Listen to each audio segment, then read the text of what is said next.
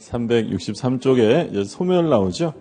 그러니까 공통소멸 사유는 뭐 멸실, 기간 만료 이거 나오고, 그 다음에 이제 특이한 소멸 사유 나오는데 소멸 청구가 있죠. 그 1항에 보시면 뭐 상식선에서 보시면 돼요. 전세권자가 설정 계약 또는 목적물 성질에 의해서 정해진 용법으로 사용 수익하지 않았다. 의무 위반한 거죠. 그러면 끝내자라고 소멸 청구할 수 있고요. 그리고 니은은 소멸 통고. 아까 기간 정하지 않았을 때 소멸 통고하면 몇 개월이 경과하면 소멸해요. 6개월. 그러니까 청구랑 통고는 다른 거예요. 청구는 그게 도달되면, 의무 위반 시에 도달되면 6개월 있다 소멸할까요? 바로 소멸할까요? 바로. 소멸 청구는 도달하면 바로 소멸하는 거고, 통고의 경우에는 일정 기간, 6개월이 경과하면 소멸하고, 그 다음에 이제 목적물이 멸실되면 소멸하겠죠? 조문만 볼게요. 1항, 전세권의 목적물의 전부 또는 일부가 불가항력으로 멸실된 때는 멸실 부분의 전세권은 소멸한다. 목적물이 없으니 전세권은 소멸하죠. 2항, 전항 일부 멸실의 경우 전세권자가 잔존 부분으로 목적을 달성할 수 없는 때는 설정자에게 소멸, 전세권 전부의 소멸을 통고하고 반환 청구할 수 있다. 그러니까 자기 잘못 없이 목적물의 일부가 멸실됐는데 이게 멸실되고 나면 전세권의 목적을 달성할 수가 없대요. 그러면 전부 다 끝낼 수 있다는 거 없다는 거예요? 있다는 거죠. 그리고 전세금 돌려달라. 그럼 만약에 전세권자의 잘못이 있으면 어떻게 되겠어요? 손해배상해야죠. 근데 소유자는, 설정자는 이미 뭘 받은 게 있어요?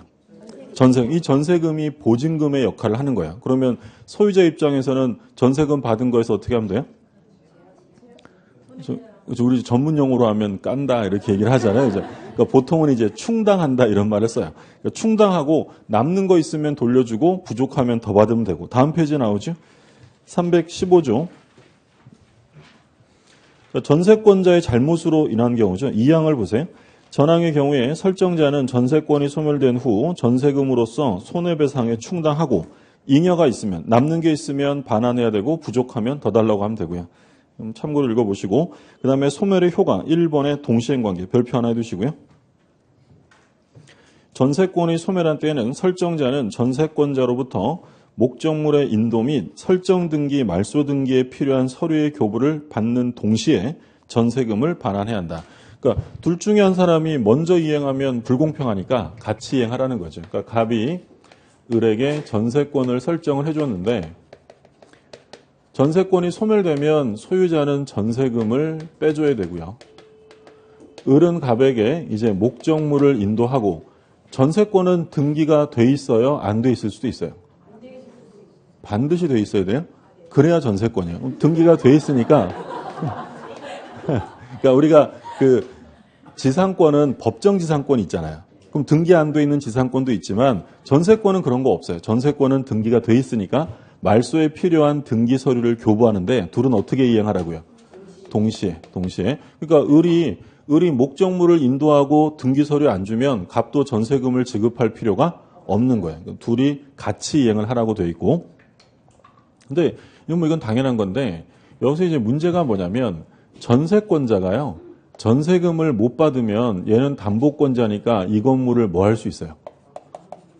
경매해서 전세금을 우선 변제 받을 수 있다라고 했죠. 근데 문제는 지금 이 상황에서 얘가 인도나 등기 서류를 주지 않은 상황에서 얘가 이걸 경매하는 것은 누구에게 피해가 되는 일일까요? 갑. 그러니까 갑의 입장에서는 을이 인도와 등기 서류를 안 주니까 자기도 전세금을 안 준 거예요. 그럼 부당해요? 정당해요? 정당하죠. 왜냐하면 이걸 줘야 같이 줄 거 아니에요. 근데 을은 자기는 인도도 안 하면서 전세금 내놓으라고 하면 갑은 전세금을 줄 필요가 없는 거예요. 그럼 지금 이 상태에서는 경매가 실행될 수가 없죠. 왜냐하면 갑은 잘못한 게 없으니까. 그러면 을은 이 경우에 경매를 실행하려면 먼저 인도와 등기를 먼저 제공해서 얘를 이행지체에 빠뜨려야 돼요. 이행지체에 빠뜨린 다음이라야 경매를 실행할 수 있다. 이해되셨어요? 그러니까 얘가 먼저 인도와 등기 서류를 제공하게 되면 갑이 전세금을 주지 않는 건 정당해요? 부당해요? 자, 다시. 을이요. 전세권이 끝났는데 얘는 인도와 등기 서류를 안 주고 있어요. 그럼 갑은 전세금을 줘야 돼요? 줄 필요 없는 거예요? 줄 필요 없는 거예요. 그러니까 이행 거절할 수 있는데 얘가 이걸 먼저 제공합니다. 먼저 제공했는데 갑이 그래도 전세금을 안 주고 있어요. 그럼 갑의 전세금 미지급은 정당한 거예요? 부당한 거예요? 부당한 거죠. 그러면 그때서야 경매를 실행할 수 있다. 얘를 이행지체에 빠뜨려야 한다라는 거죠. 무슨 말인지 드셨어요? 예. 그러니까 이거는 꼭 여기서만 나오는 얘기가 아니라 동시행 관계에서는 다 마찬가지예요. 예를 들어서 갑이 을이랑 매매 계약을 합니다. 그럼 매매 계약하면 매도인이 소유권 넘기는 거랑 을이 대금 주는 건 무슨 관계예요? 동시에 이행을 해야죠. 근데 이 갑이라는 사람이 등기 제공을 안 한다든지 을이 대금 지급을 안 하면 강제 집행의 방법이 있잖아요. 근데 강제 집행을 하려면 기본적으로 자기 의무를 이행해야 돼요? 안 하고 할 수 있는 거예요? 해야죠. 만약에 이 을이 대금을 왜 안 줬냐면 갑이 등기 서류 안 주니까 얘도 안 준 거예요. 정당하잖아요. 그럼 강제 집행할 수 없어요. 그러면 얘가 등기 제공해서 얘를 이행지체에 빠뜨려야만 대금에 대한 집행을 들어갈 수 있다는 거예요. 그걸 이제 우리 민사집행법상 집행개시요건이다라고 불러요. 집행개시요건. 그러니까 집행개시요건이라는 건 뭐냐면 강제 집행에 들어가기 위해서는 상대방을 어떻게 하라는 거예요? 이행지체에 빠뜨려야 돼. 그래야만 집행에 들어갈 수 있다. 근데 지금 이거를 되게 강조해서 본 이유는 뭐냐면 나중에 이에 대한 중요한 예외가 나옵니다. 그러니까 상대방을 이행지체에 빠뜨리지 않고도 경매 들어가는 경우가 있어요. 그게 주임법과 상임법에서 나와요. 그러니까 갑이라는 사람이 을에게 주택을 임대차 해주었다. 그러면 임대차 기간이 만료되면 갑은 보증금을 빼주고 을은 주택을 인도해야죠. 둘은 무슨 관계겠어요? 당연히 동시에 이행을 하는 거예요. 그러면 지금 우리가 공부한 바에 의하면 갑이 보증금을 안 줍니다. 그러면 임차인이 이 주택을 강제 경매해서 보증금을 회수하려면 먼저 뭐부터 하는 게 맞아요? 인도를 해서 얘를 이행지체에 빠뜨려야 경매가 시작이 돼요. 그걸 뭐라고 부른 거예요? 집행개시. 그런데 주임법과 상임법은 인도하지 않은 상태에서도 경매를 실행할 수 있도록 규정합니다. 그러니까 이건 집행개시요건의 특례, 예외라고 불러요. 이해되셨어요? 그러니까 왜 그러냐면 자, 주택임차인이 대항력을 가지려고 합니다. 등기 없이 대항력을 가지려면 뭘 해야 되죠? 주택을 인도받고 주민등록을 해야죠. 이게 대항력이에요. 그럼 경매 시에 우선 변제 받으려면 여기에 뭘 갖추라고 했어요?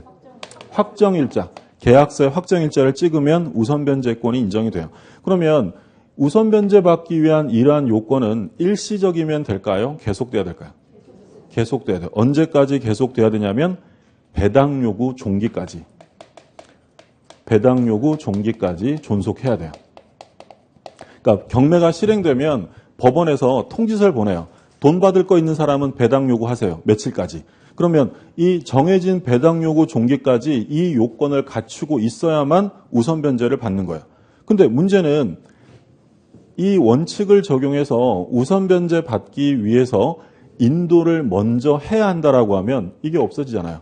그럼 우선 변제를 받을 수가 없게 되겠죠. 그렇기 때문에 주임법이나 상임법은 인도하지 않고도 경매를 실행시킬 수 있다. 이해되셨어요? 예, 그러니까 구별해 두세요. 그러니까 원칙은 경매에서 강제 집행에서 우선 변제를 받으려면 상대방을 이행지체에 빠뜨려야 돼요. 그런데 거기에 중요한 예외가 어디에 있다고요? 주임법하고 상임법에서는 이행지체에 빠뜨리지 않고 그걸 점유한 상태에서도 경매를 실행할 수 있다라는 거예요. 그러니까 예외는 나중에 주임법 가면 또 공부할 거고 중개사법 가면 또 공부하게 될 거예요. 받으시고. 그래서 그 317조 셋째 줄 가운데부터 줄거두세요. 경매를 청구하려면 우선 전세권 설정자에 대하여 전세 목적물의 인도 의무 및 설정 등기 말소 의무 이행 제공을 완료하여 설정자를 이행지체에 빠뜨려야 한다. 이게 원칙, 이게 집행개시 요건입니다. 그 다음에 뭐 경매하면 우선 변제 받을 수 있고요. 그 다음에 오른쪽에 기억의 우선 변제권에 A와 B가 있는데 A에 별표 하나 해두세요. A에. 자, 순서가 첫 번째로 A가 저당권을 설정했고요. 그 다음에 두 번째로 B라는 사람이 전세권을 가지고 있다. 이 건물에 대해서. 자, 그러면 경매가 실행되었다. 이 저당권이 실행되면 후순위에 있던 전세권은 존속하는 거예요? 소멸하는 거예요? 소멸하죠. 같은 물건이 있으면 빠른 애가 우선하기 때문에 경매가 실행되면 이 전세권은 소멸되어집니다. 그러면 소멸되면서 배당 들어갈 텐데 1순위로 누가 배당을 받는 거예요? A가 받고요. 2순위로 B가 받는 거예요. 그러니까 처음 공부하실 때 이게 소멸한다고 하면 전세금도 날려먹는 거냐 이렇게 오해하시는데 그런 게 아니라 배당은 순서대로 받는 거예요. 순서대로 받고 이 권리 자체가 경매로 소멸된다는 거죠. 그럼 바꿔서 얘기하면 경락인은 전세권이 달린 부동산을 경락받는 거예요? 깨끗한 걸 받는 거예요? 깨끗한 걸 받는 거예요. 근데 이번에는 여기 A가 전세권을 먼저 설정했고요. 나중에 저당권을 설정합니다. 자, 이 저당권에 의한 경매가 실행이 돼요. 그러면 선순위의 전세권은 존속해요? 소멸하는 거예요? 존속하죠. 뭐보다 위에 있으니까. 저당권보다 위에 있으니까 이 전세권은 원칙적으로 존속합니다. 그럼 이 부동산에 경매에 참가했다라고 하면 기본적으로 이 경락인은 전세권이 달려있는 부동산을 인수하게 되는 거예요. 근데 조심하실 점은 언제나 존속한다라고 하면 틀리고요. 소멸되는 경우가 있어요. 언제 소멸되냐면 전세권자가 배당을 요구하면 소멸돼요. 그러니까 누가 선택하는 거예요? A가. 그러니까 제일 먼저 있는 전세권자가 경매 실행되면 난 그냥 더 있을 거야 라고 하면 그냥 존속하는 게 원칙이에요. 근데 이 전세권자가 막 경매하고 이러니까 아 이거 건물 분위기 되게 안 좋네. 나 나갈래. 라고 법원에다가 내 전세금 줘라고 뭐 한 거예요? 배당 요구를 하게 되면 이 전세권은 소멸돼요. 그럼 이때는 1순위로 누가 배당이 되는 거예요? 얘가 배당, 그 다음에 2순위로 B가 이렇게 되겠죠. 두 가지 구별하시고 자 나온 김에 같이 볼게. 그럼 이 그림에서 A가 저당권, B가 전세권, 그 다음에 세 번째로 C가 저당권 이렇게 돼 있는데 이 C가요. 이 저당권 C가 경매를 실행했습니다. 얘가 경매를 실행하면 이 B의 전세권은 존속해요? 소멸해요? 소멸한다고 써있다고 있죠. 예, 소멸이 돼요. 그러니까 여기서 이제 처음 보실 때 혼동하시면 안 돼요. 이거 처음에 잘 이해하셔야지 처음에 이해 안 하시면 시험 보기 전주에도 이거 왜 소멸하냐고 막 질문 와요. 얘가 경매를 실행하면 누가 1순위로 배당을 받아요? A가. 그러면 저당권자는 배당을 받으면 저당권은 존속할까요? 무조건 소멸할까요? 무조건 소멸. 저당권은 사용하기 위한 권리가 아니잖아요. 돈 받는 게 목적이니까 경매 실행되면 모든 전세권은 무조건 다 소멸해요. 그럼 누가 경매를 실행하더라도 얘가 기준이 되는 거예요. 그럼 얘 밑에 있는 전세권 어떻게 돼요? 소멸되는 거죠. 전세권 밑에 D라는 사람이 가압류를 했고요. E가 저당권을 설정을 했고 F도 저당권자예요. 자, 그럼 F라는 저당권자가 경매를 실행합니다. 얘가 경매를 실행해요. 그러면 이 전세권 존속해요? 소멸해요? 소멸해요. 그러니까 누가 얘가 하든 아니면 일반 채권자가 강제 경매를 실행하든지 간에 제일 빠른 저당권자가 기준하는 거예요. 기준.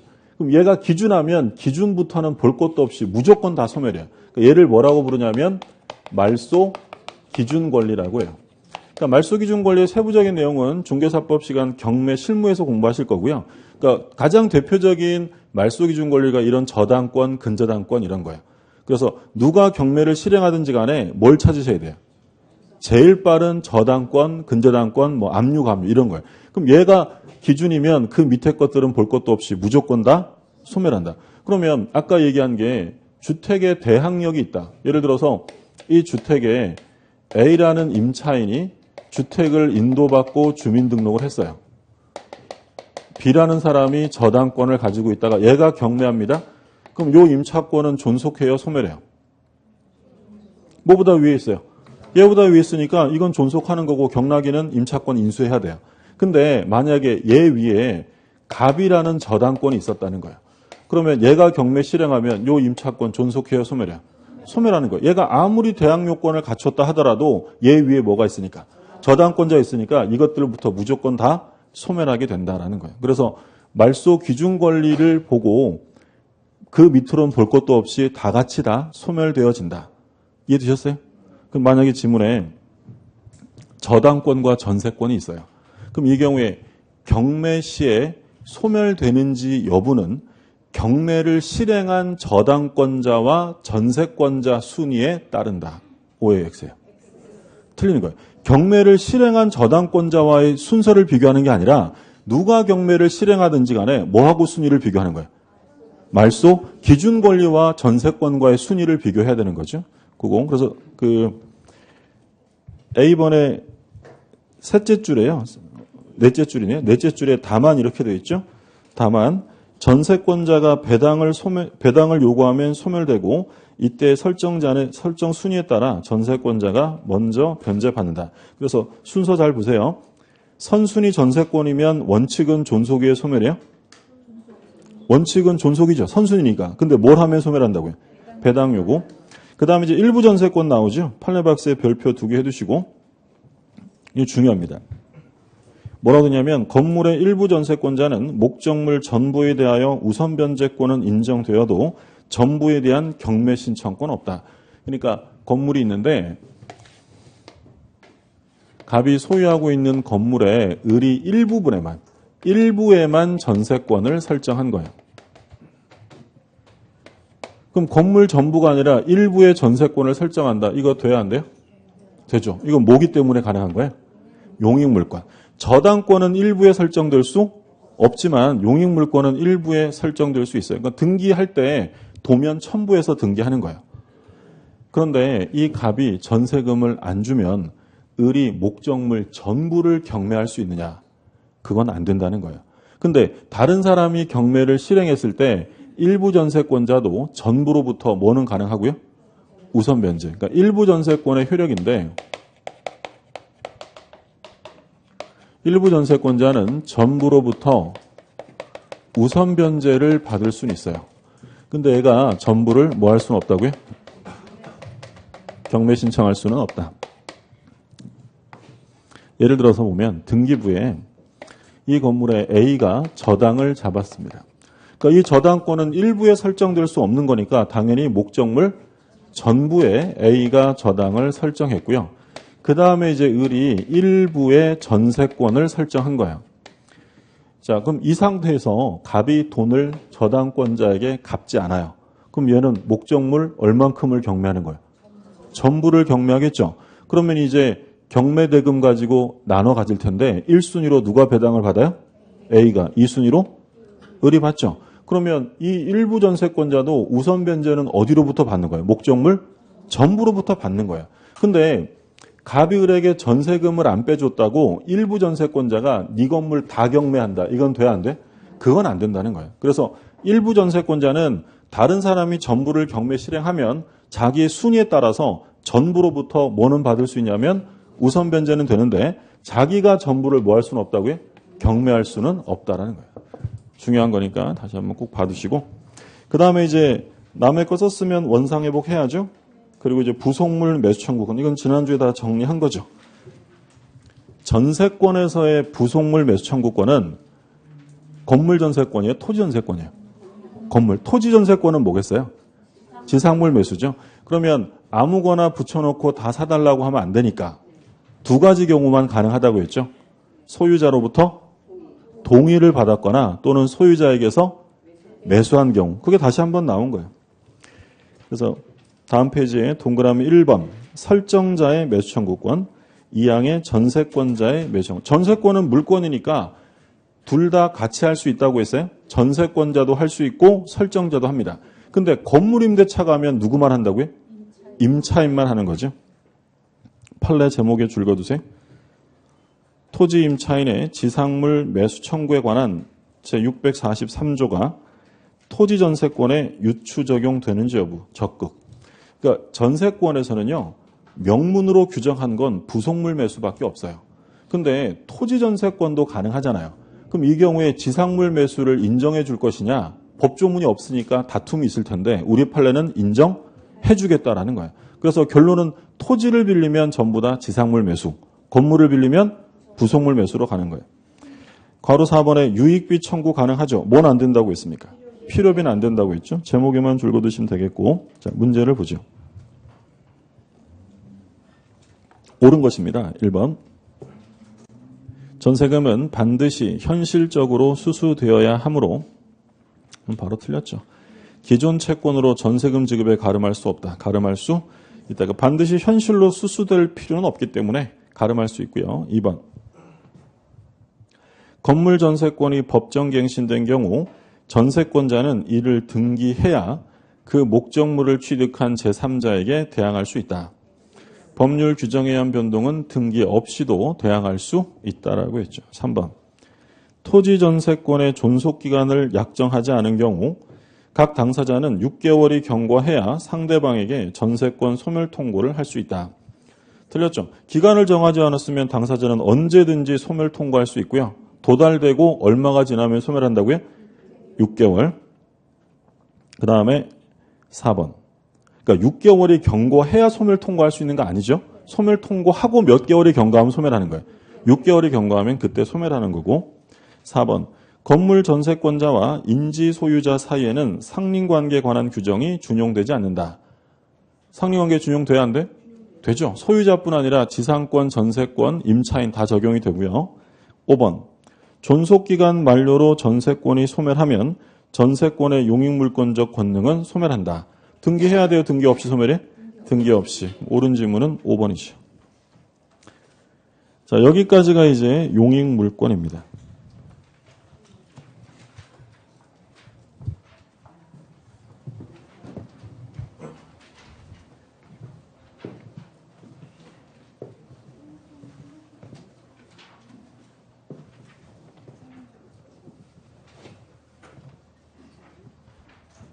자, 이제 물권 마지막 부분 담보물권이죠. 담보물권은 세 가지가 있었어요. 유치권, 질권, 저당권. 그러니까 질권은 시험 범위가 아니니까 이제 빠지고 유치권과 저당권이 나오는데 갑이 대표적인 사례, 갑이 을에게 시계 좀 고쳐달라고 맡겼어요. 그러면 시계를 수리한 을은 수리비를 받아야 되고요. 이 수리비 채권을 갖게 되는데 갑이 수리비를 안 주고 시계를 먼저 인도해달라고 요구하면 을은 수리비 안 주면 당신 시계 못 줘 라고 인도를 거절합니다. 그게 유치권. 이런 동산뿐만 아니라 예를 들어 갑이 을에게 부동산을 임대차를 해주었어요. 임차인. 근데 임차인이 임차 도중에 여기에 비용을 썼어요. 비용이라는 건 필요비 또는 유익비겠죠. 근데 이 갑이 비용을 안 줘요. 그러면 을은 비용 안 주면 당신 부동산 인도 못해 거절합니다. 그게 유치권이에요. 또는 갑이 을하고 도급계약을 합니다. 공사계약이라고 했어요. 일의 완성을 목적으로 하는 도급계약을 해서 을이 여기에 공사대금, 공사비가 들어갔어요. 근데 을이 공사비를 못 받고 있다. 그럼 갑은 공사비 나중에 드릴 테니까 내 건물 돌려줘요 라고 하면 을은 공사대금 안 주면 당신 건물 못 줘? 인도를 거절합니다. 유치권이에요. 그러니까 지금 예를 쭉 든 건데 근데 이 예에서 좀 보실 점은 뭐냐면 얘가 유치권을 행사하는 것이 이 수리비는 뭘 고친 거예요? 시계를 고친 거고요. 그리고 이 비용은 임차 목적물에 들어간 비용이고 그리고 이 공사대금은 이 건물에 들어간 돈이에요. 그럼 유치권이라는 것은 아무 물건이나 잡고 행사하는 것이 아니라 유치권이 행사되는 목적물은 반드시 채권과 목적물하고 관련성이 있어야 돼요. 그러니까 우리 민법은 뭐라고 정하냐면 채권이 목적물에 관하여 생겼어야 한다. 관하여 생긴. 그러니까 목적물에 관해서 생긴 채권을 가지고 유치권을 행사하는 거고요. 이걸 이제 우리 줄여서 뭐라고 부르냐면 결련성이라는 말을 써요. 그러니까 유치권이 인정이 되려면 채권과 목적물 사이에 반드시 결련성이 있어야 한다라는 거예요. 요 의미 이해되셨어요? 그러니까 우리 이런 거 본 적 있는데 갑이 을한테 시계를 맡기고 수리를 했는데 갑이 수리비를 안 가져오고 맨날 시계를 달라고 찾아와요. 안 돼. 이러면서 거절하겠죠. 근데 갑이 어느 날 좋은 노트북 하나를 가져와서요. 아저씨 내가 오늘 시험 보러 가서 시계가 꼭 필요하니까 이거 돌려주시고 노트북을 잡으세요. 그 을이 꼭 해야 돼요? 거절할 수 있어요? 거절할 수 있죠. 안 되는데 한번 봐주지. 이러면서 이제 노트북을 점유하고 시계를 돌려줘요. 그러면 을은 이 노트북에 대해서 유치권이 인정될 수 있어요? 없어요? 없는 거예요. 왜냐하면 이 수리비는 뭐랑 관련성이 있는 거예요? 시계에다 투여한 거지 수리비하고는 상관성이 없어요. 그럼 유치권은 인정될 수 없다. 그러니까 유치권이 인정이 되려면 반드시 목적물과 채권의 상관성이 있어야만 한다라는 거예요. 그리고 유치권은 자기 물건 들고 유치권이 행사되어 타인 물건이어야 돼요. 우리 만약에 돈 안 주면 내 거 안 주지. 그 유치권일까 아닐까요? 아니에요. 반드시 타인 소유 물건이어야 돼요. 제한 물권은 타 물권이라고 있어요. 제한 물권은 자기 소유에서는 절대 안 되는 거죠. 교재를 한번 볼게요. 일단 담보물권 특실은 다 봤고, 그 370쪽에 아까 봤던 거 확인만 할게요. 4번에 물상대위성이 있죠. 그 끝에서 넷째 줄 마지막에 다만 이렇게 돼 있어요. 다만 담보물이 매각 또는 임차된 경우에 담보물권이 그 목적물 위에 여전히 존속하므로 매매대금이나 차임에 대해서는 물상대위가 인정될 수 없다. 아까 했던 거 기억나시죠? 그러니까 물상대위는 저당권이 멀쩡하게 남아있으면 행사될 수 없는 거예요. 다만 담보물권 중 우선 변제권이 없는 유치권은 물상대위도 인정될 수 없다라고 했죠. 자, 오른쪽에 유치권 나오는데 법적 성질의 괄호 1번 법정담보물권 별표 하나 해두세요. 그러니까 이거는 계약으로 이루어지는 게 아니에요. 371쪽에 괄호 1번이에요. 괄호 1번. 그러니까 여기서 갑이 을한테 아저씨 내가 수리비를 안 가져왔으니 아저씨가 유치권자 되세요. 응 그럴게 라고 합의하는 것이 아니고요. 법이 정하는 요건을 갖추면 당연히 취득하는 거예요. 그러니까 저당권은 법정담보예요? 약정담보예요? 저당권은 법률이 정하는 바에 따라 당연히 성립하는 게 아니라 돈 빌릴 때 합의를 할 거 아니에요? 계약에 의해서 설정하는 거는 약정. 그럼 질권이죠. 질권은 약정담보예요? 법정담보예요? 질권도 당사자 의사와 상관없이 법률에 의해서 당연히 성립해요. 질권자와 합의하는 거예요. 합의하는 거죠. 약정담보예요. 근데 유치권은 합의가 아니에요. 합의가 아니라 이렇게 법이 정하는 요건을 갖추면 당연히 취득하는 거예요. 그래서 약정담보가 아니라 법정담보예요. 나머지는 2번의 부종성, 3번의 수반성, 4번의 불가분성. 하나가 없죠? 뭐가 없어요? 물상. 다음 페이지 보세요. 유치권의 특징이 나오는데 줄 거두시면 유치권은 우선 변제권이 없으므로 물상대위도 인정되지 않습니다. 자, 조문 볼게요. 320조. 1항. 타인의 물건 또는 유가증권을 점유한 자는 그 물건이나 유가증권에 관하여 생긴 채권이 변제기에 있는 경우에 변제받을 때까지 그 물건 또는 유가증권을 유치할 권리가 있다. 그러니까 1항에 보면 첫 단어가 뭐예요?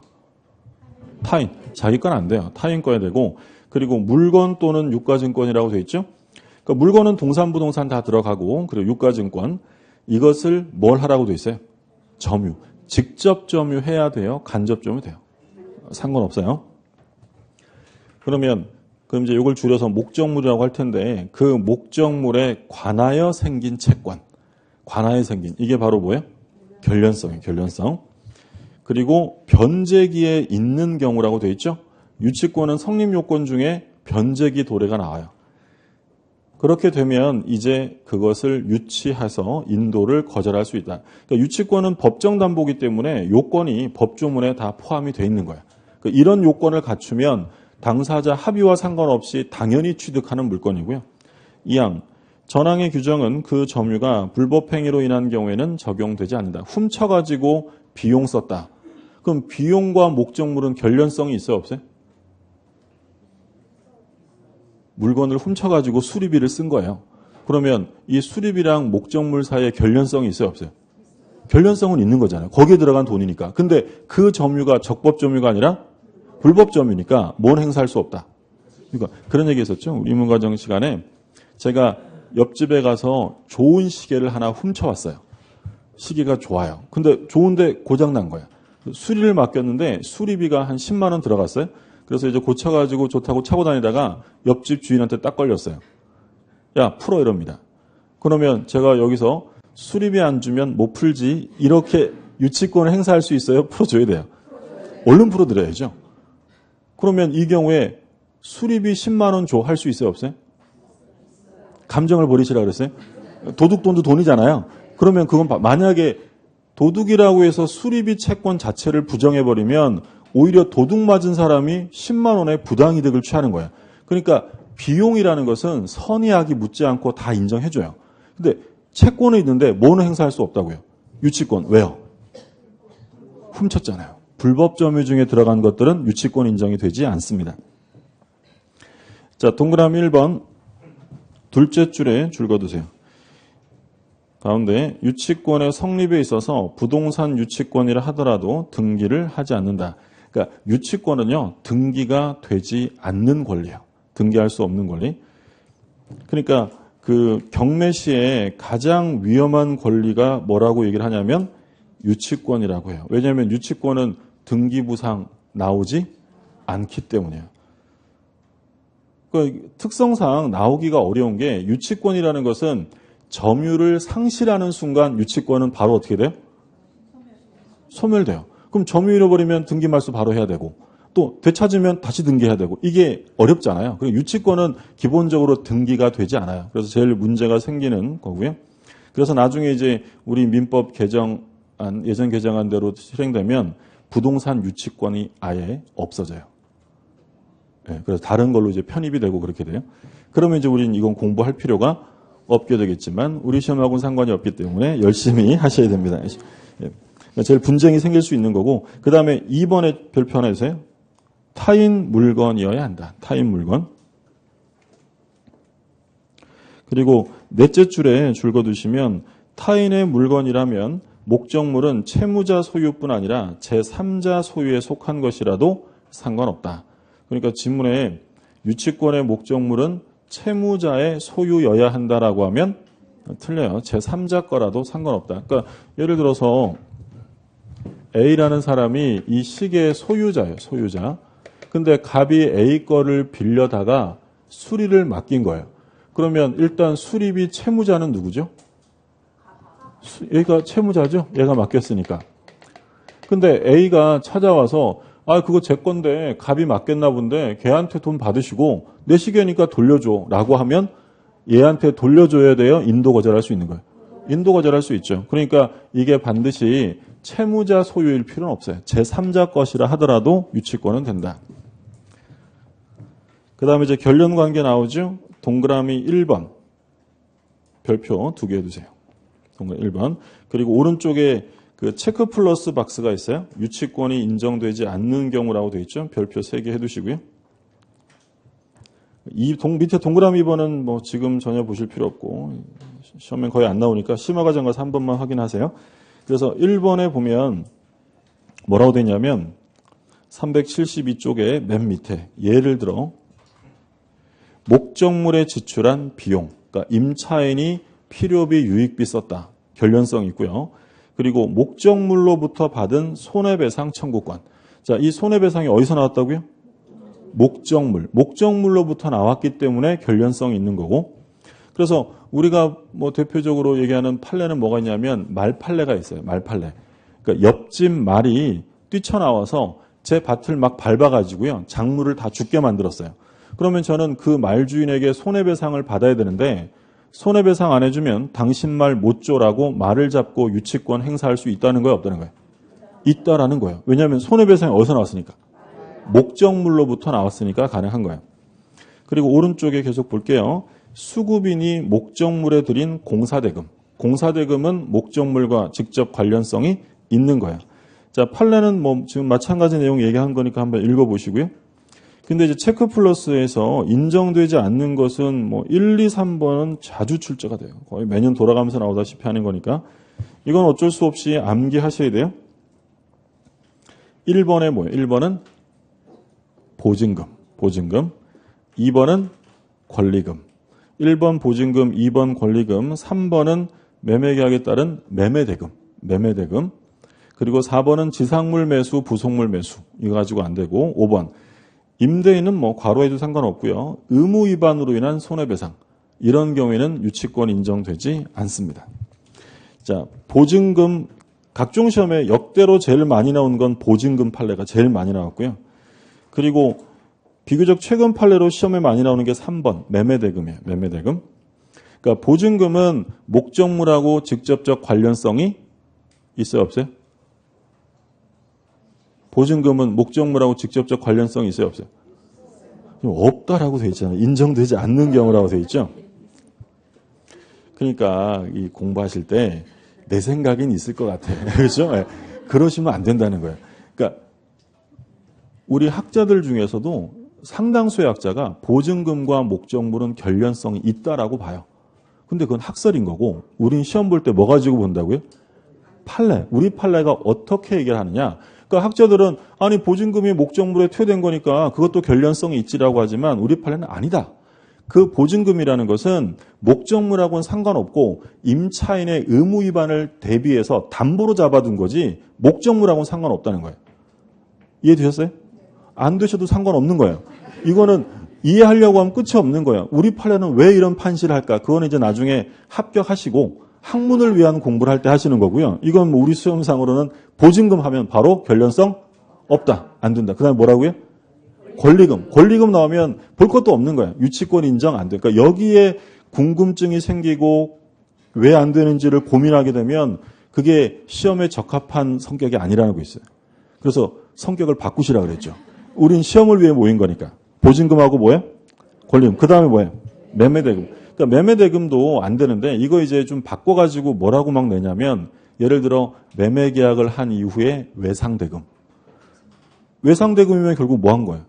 매매계약을 하고 외상대금이 생긴 거니까 외상대금도 다른 말로 하면 매매대금이죠. 당연히 안 되는 거예요. 또는 상품에 대한 매매계약을 하고 상품대금. 그럼 결국 또 이건 무슨 대금이에요? 매매대금의 말만 바꾼 거예요. 그러니까 이런 것들 나오면 전부 다 유치권 인정되지 않아요.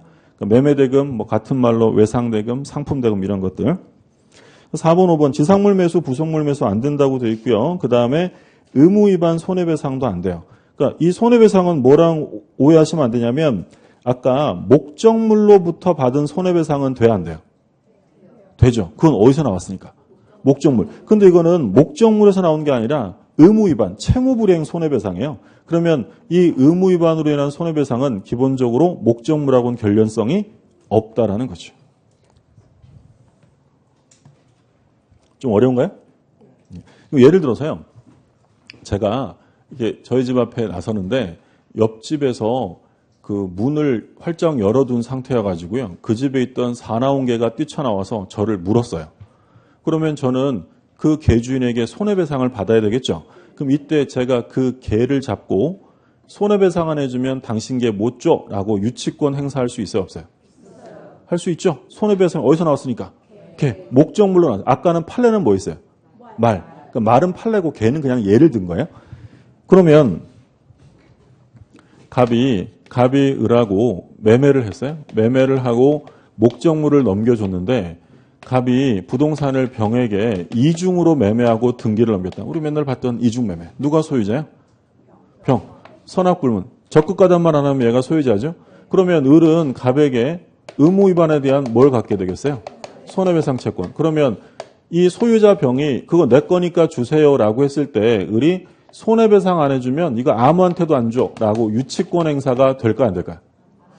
안 된다는 거예요. 왜냐하면 이 손해배상 채권은 목적물로부터 나온 게 아니고 얘 의무 위반, 채무불이행으로부터 나온 거니까 목적물하고는 상관성이 없는 거예요. 근데 개나 말은 손해배상이 어디서 나왔다고요?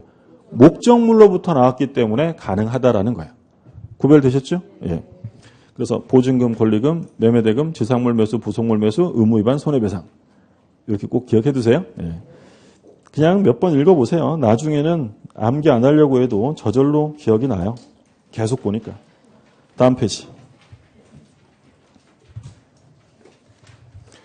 다음 페이지. 이제 두 번째는 채권과 목적물의 점유와의 결. 우리가 지금 결련성은 뭐하고 뭐의 결련성을 말한 거예요? 채권과 목적물하고의 결련성을 본 거예요. 그러면 점유하고도 결련성이 필요하냐? 그렇지는 않다는 거예요.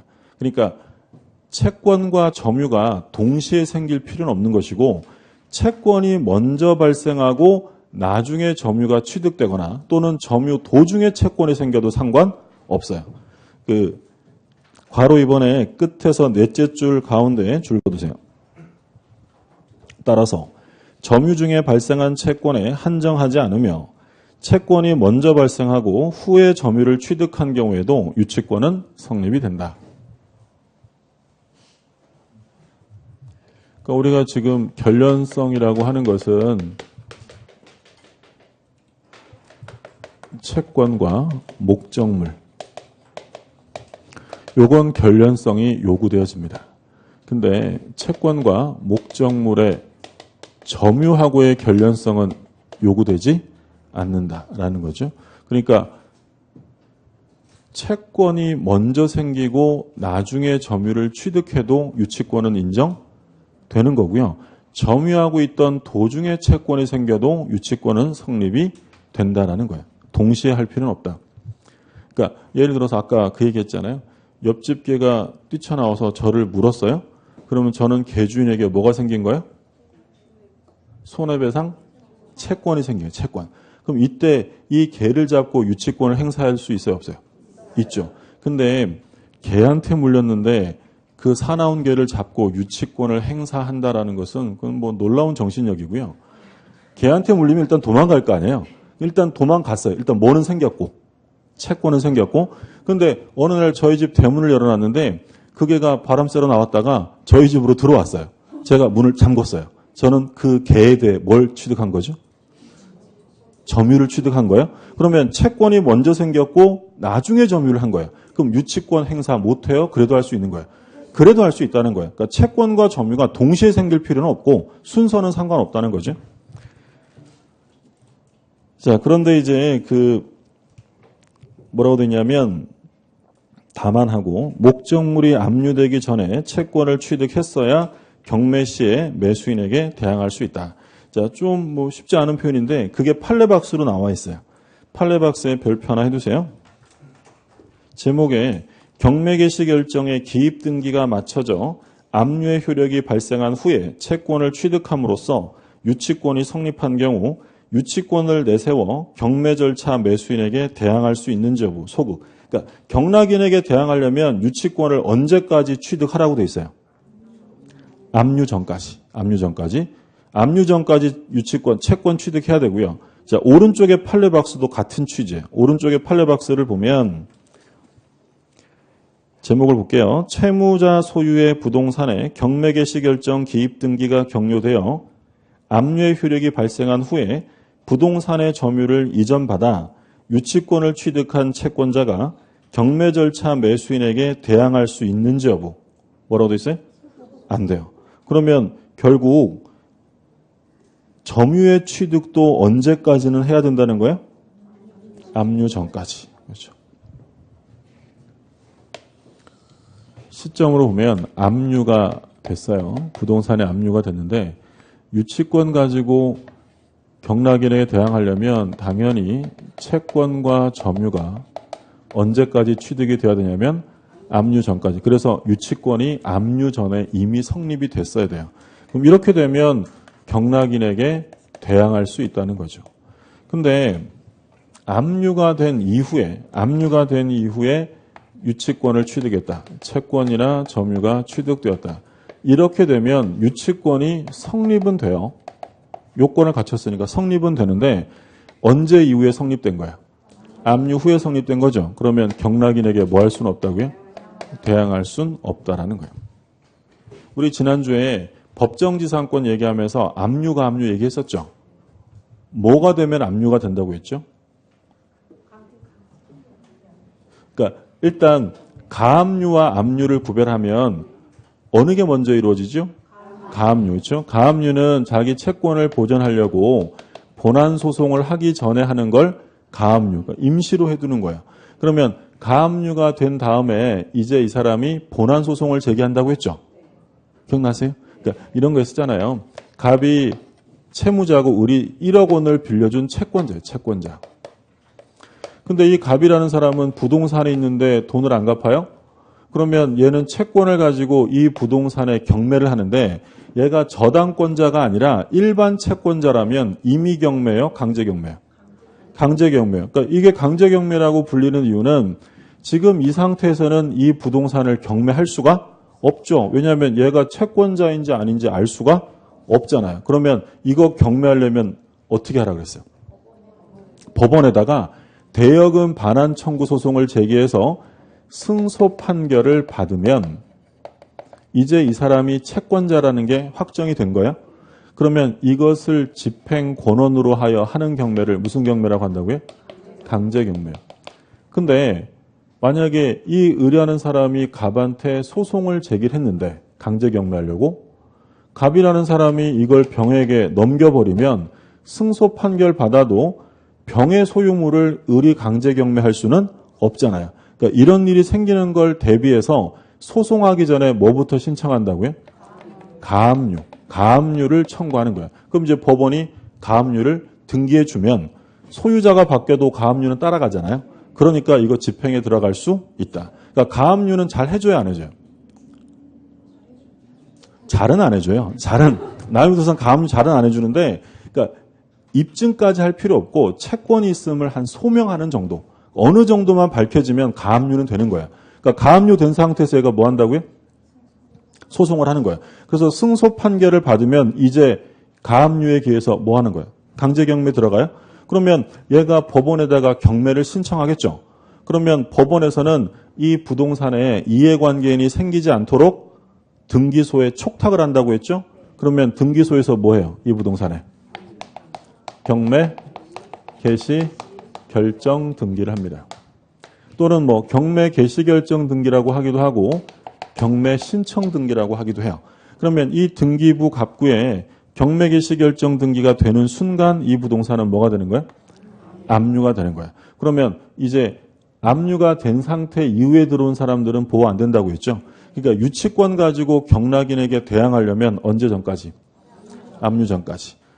유치권 이후에 요건을 갖추면 성립은 돼도 경락인에게 대항할 수 없다라는 거예요. 구별되셨죠? 가압류는요, 꼭 해야 돼요? 안 할 수도 있는 거예요. 안 할 수도 있어요. 그러니까 만약에 지문에 경락인에게 대항하기 위해서는 가압류 전에 유치권을 취득해야 한다. OX요? 틀려요. 가압류 전이 아니라 압류 전까지만 맞춰두면 돼요. 그러니까 이런 사건이 있었어요. 이 사람이 가압류된 이후에 예를 들어 공사를 했어요. 공사. 근데 이 공사가 압류된 이후에 완성이 되었다. 그러면 공사대금 채권이 언제 발생해요? 압류 후에 발생하죠. 완성된 후에 생기니까. 그러면 이 사람은 유치권 가지고 경락인에게 대항할 수 있어요? 없어요? 대항할 수 없는 거예요. 그렇죠? 그래서 그 판례 두 개 다 같이 묶어서 정리하시면, 그러니까 첫 번째 판례는 채권 취득, 유치권 취득이 거고, 오른쪽도 마찬가지 점유 취득. 각각 다 언제 전까지 해야 한다고요? 압류 전까지 해야 대항할 수 있다.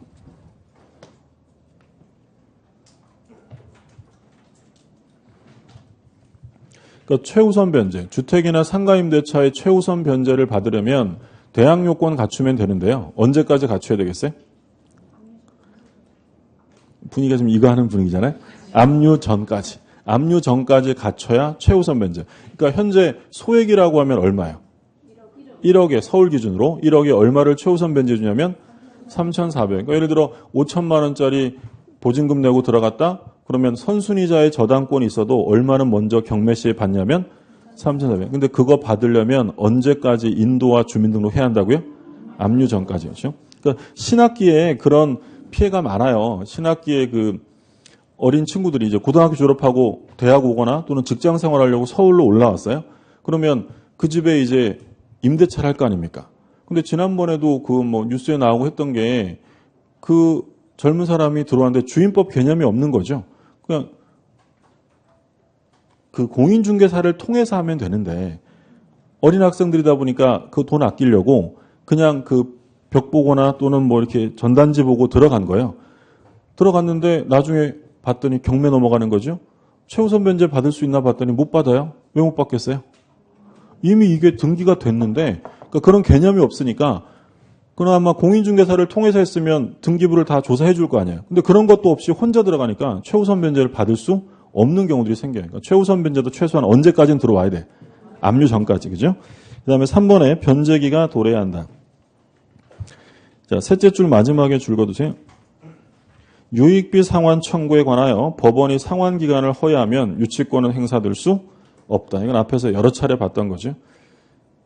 그 다음에 4번에 적법한 점유고, 셋째 줄에 보세요. 셋째 줄 가운데 직접 점유든 간접 점유든 관계 없습니다. 다만 유치권은 목적물을 유치함으로써 채무자의 변제를 간접적으로 강제하는 것을 본체적 효력으로 하는 점에 비추어, 자, 그 다음에 별표 2개 하고 줄거주세요. 그 뒤가 중요한 거예요. 그 직접 점유자가 채무자인 경우에는 유치권의 요건으로서 점유에 해당하지 않는다. 그러니까 간접 점유를 해도 되는데, 다른 사람에게 뭐 위탁하는 건 간접 점유잖아요. 되는데 누구에게 직접 점유를 시키면 안 된다고요. 채무자에게 직접 점유를 시키는 건 절대 안 돼요. 유치권 자체가 성립되질 않습니다. 무슨 말인지 드셨어요? 예. 왜 그러냐면 그 소위 이제 이런 걸 유치적인 효력이라고 불러요. 유치적 효력이라는 게 뭐냐면, 그러니까 갑이라는 사람이 있고 을이 있는데, 우리 질권 한번 생각해 보세요. 질권 시험 범위는 아니지만 여러 차례 예를 들었는데, 질권이 성립하기 위해서는 채무자가 갑에게 질물을 인도해야 돼요? 안 해도 될까요? 전당포 한번 생각해 보세요. 질권 성립하려면 전당포 아저씨에게 물건 인도해야 안 해요? 해야 돼요. 안 하면 질권 성립하지 않아요. 반드시 인도해야 돼요. 노트북을 질물로 잡히고 돈 빌려요. 그러면 을의 입장에서는 얘가 채무자인데 내 거를 누가 지금 사용하고 있어요? 사용하는 건 아니지만 점유하고 있냐면 채권자가 하고 있잖아요. 그러면 을의 마음은 어떠냐면 되게 불편하겠죠. 내 건데. 물론 뭐 사람에 따라 편안한 사람도 있겠지만 보통은 내 거면 돌려받고 싶잖아요. 그러면 돌려받고 싶으면 어떻게 하면 돼요? 돈 갚으면 되죠. 그래서 채무자에게 심리적 압박을 주어서 조속한 변제를 촉구케 하는 효력을 무슨 효력이라고 하냐면 유치적인 효력이다라고 불러요. 무슨 말인지 되셨어요? 그러면 저당권은 유치적 효력이 있어요, 없어요? 저당권은 없죠. 채무자가 점유 안 하니까. 유치권은 유치적 효력이 있어요, 없어요? 그렇죠. 얼마나 있으면 이름이 유치권이에요. 그러니까 유치권이 인정이 되려면 채무자에게 심리적 압박을 가해야 되기 때문에 누가 직접 점유하는 건 절대 안 된다는 거예요. 채무자가 직접 점유하는 건 절대 안 되는 거예요. 그러니까 유치권은 간접 점유를 해도 돼요. 그런데 누구에게 직접 점유시키면 안 된다고요? 채무자에게. 그 얘기고, 마지막에 2번은 오른쪽에 괄호 2번 불법 점유 안 된다고 했죠? 불법 행위로 취득한 것이 아니어야 한다. 그럼 기본적으로 입증은 누가 할까요? 적법 점유라고 주장하는 유치권자가 할까요? 아니면 불법 점유를 주장하는 사람이 입증해야 될까요? 일단 점유하고 있으면 기본적으로 적법하게 인정해 주잖아요. 그러니까 불법 점유자가 입증해야죠. 상식적인 거니까 한번 확인만 하시고. 자, 다음 페이지 판례 제목만 보세요. 소유자 변동 후 적법하게 지출한 비용에 대한 유치권의 성립 여부. 상관없죠. 소유자가 바뀌는 거랑 유치권 행사랑은 아무 상관없어요. 왜냐하면 유치권은 채무자에게만 주장해요. 누구에게나 하는 거예요. 누구나 물권이니까. 그 다음에 5번 배제 특약의 부존재. 줄 거두세요. 유치권 발생을 배제하는 당사자 간의 특약은 유효하므로 당사자 사이에 유치권의 발생을 배제하는 특약을 하지 않았어야 한다. 그러니까 유치권은 강제적인 건 아닙니다. 당사자가 배제 특약을 먼저 했다면 그런 경우에는 유치권이 인정되지 않습니다. 보시고 그다음에 효력이 나오는데 쉬었다가 보시죠.